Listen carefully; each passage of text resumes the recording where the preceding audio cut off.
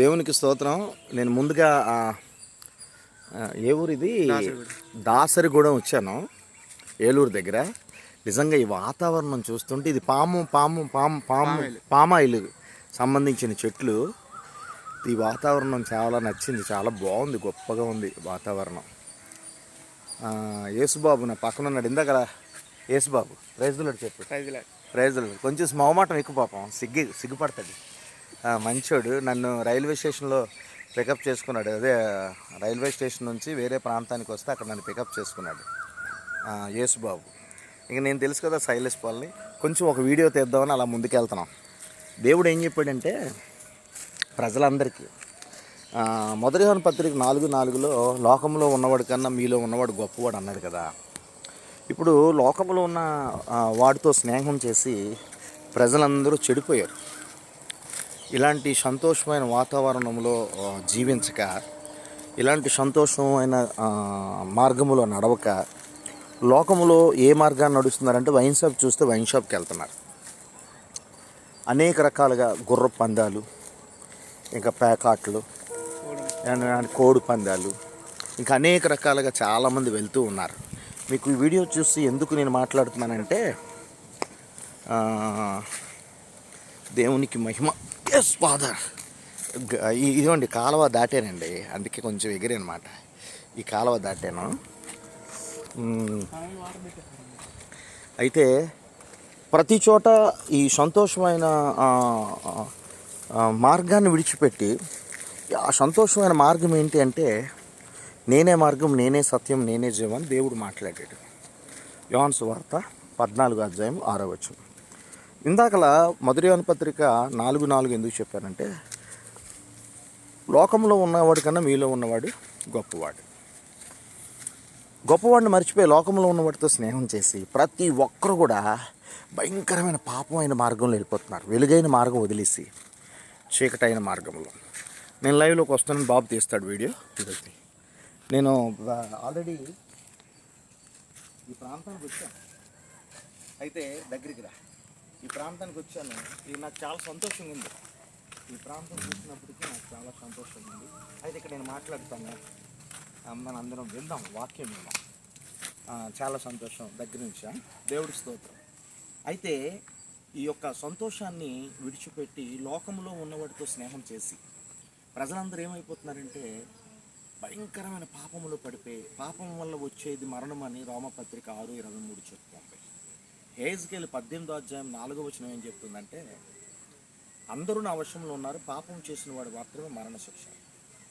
ఈ పాపంలో పడిపోవడం వల్ల అనేక రకాల చెడు మార్గం, కళ్ళతో చూసిన పాపం చేయాలని, స్త్రీని చూసిన వెంటనే పాపం చేయాలని, మోహపు చుట్టూ భయంకరమైన పాపంలో పడిపోయి వారు ఏమైపోయారంటే లాస్ట్కి దేవుడు అంత్య దినాల్లో ఏమైపోతారని మత్తయి సువార్త 24:12 అక్రమము నిండిపోవడం వల్ల ప్రేమ చల్లారిపోతుంది అని దేవుడు మాట్లాడు. అక్రమం అనగా చాలామంది ఏమైపోతారు, అక్రమ సంబంధాలు పెట్టుకోవడం, అక్రమంగా తిరగడం, అన్యాయం చేయడం, ఇలాంటి పనులు చేస్తూ దేవునికి దూరం అయిపోతున్నారు.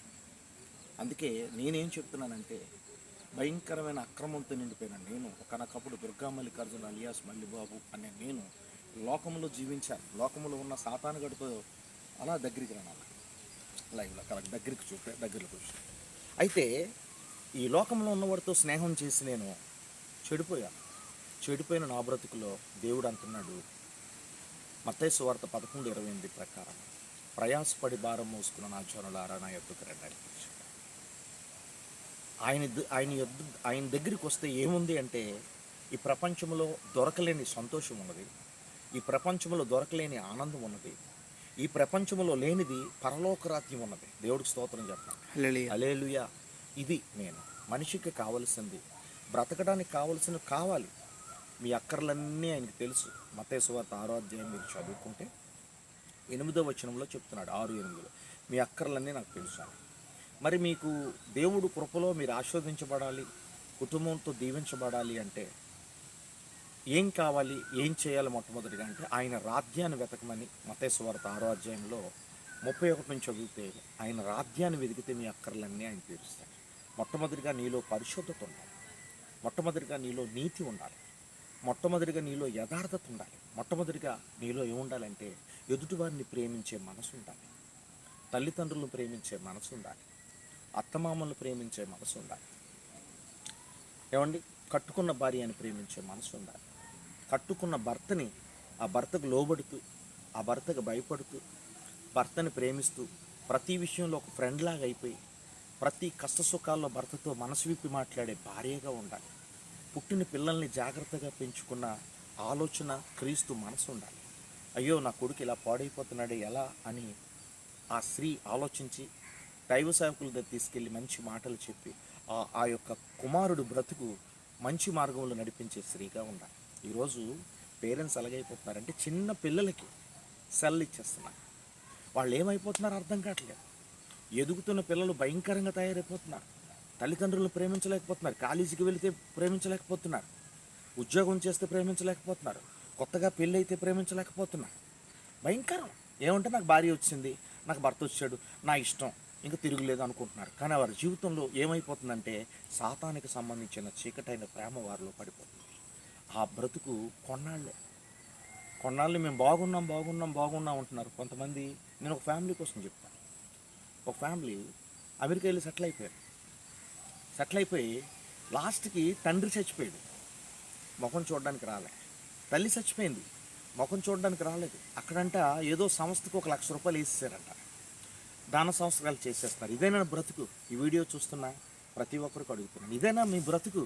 తల్లిదండ్రులేమో మిమ్మల్ని కష్టపడి మిమ్మల్ని పెంచి మీరు మంచి భవిష్యత్తు మీకు ఇస్తే, మీరు మంచి ఉద్యోగాలు చేసుకొని సంతోషపడాలి, మ్యారేజ్ అయ్యి పిల్లాపాపలతో సంతోషపడాలని తల్లిదండ్రుల ఆలోచనలు ఎంతో మంచివి. అలాంటి తల్లిదండ్రులు చనిపోతే కనీసం ముఖం చూడడానికి రాలేని పరిస్థితిలో ఉన్నారంటే రేపు ఉదయం మీ బ్రతుకేమవుద్ది ఒకసారి ఆలోచించండి.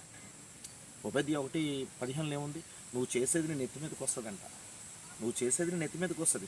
ఈరోజు ఈ వీడియో చూస్తున్నా నీవు ఈ లోకంలో పడిపోయి నాది, నాకు డబ్బు ఉంది, ఉద్యోగం ఉంది, అన్నీ ఉన్నాయి, భార్య ఉంది, భర్త ఉన్నాయని లోకంలో పాపంతో నిండిపోయి తల్లిదండ్రులు ప్రేమించకంట, అత్తమామల్ని ప్రేమించకంట, సహోదరుల్ని ప్రేమించకంట, ఇరుగు పొరుగు వారిని ప్రేమించలేక స్వార్థమైన బ్రతుకుతో బ్రతుకుతున్నా నీవు ఒకరోజు నీ నెత్తి మీదకి రాదా?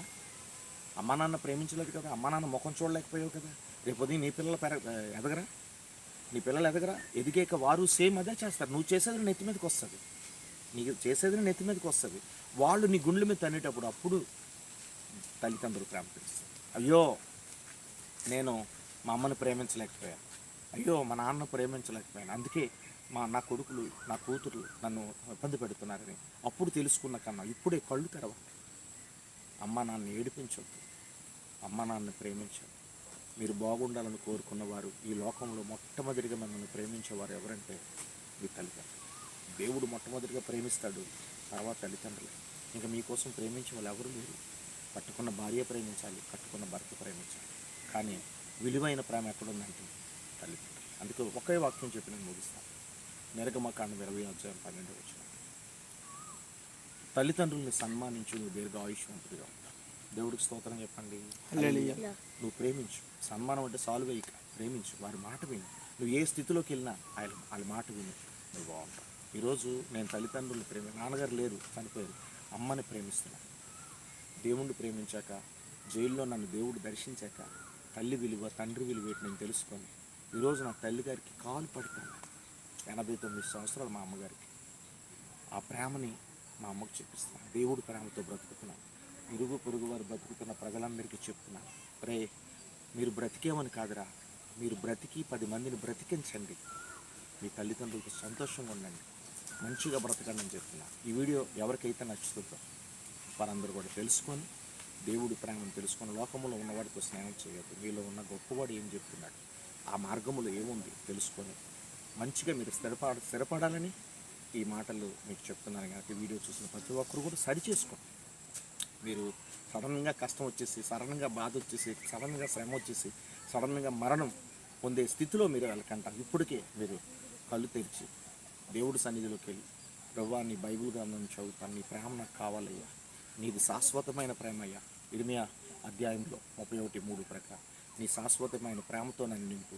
నా తల్లిదండ్రులను ప్రేమిస్తాను, ఇరుగు పొరుగు వాళ్ళని ప్రేమిస్తాను, నా భార్యను ప్రేమిస్తాను, నా భర్తను ప్రేమిస్తాను, నా పిల్లల్ని ప్రేమిస్తాను, కపటము లేకుండా నేను బ్రతుకుతానయ్యా అని ఎవరైతే అనుకుంటున్నారో వారికి మాత్రమే పరలోక రాజ్యం. God bless you all. Praise the lord.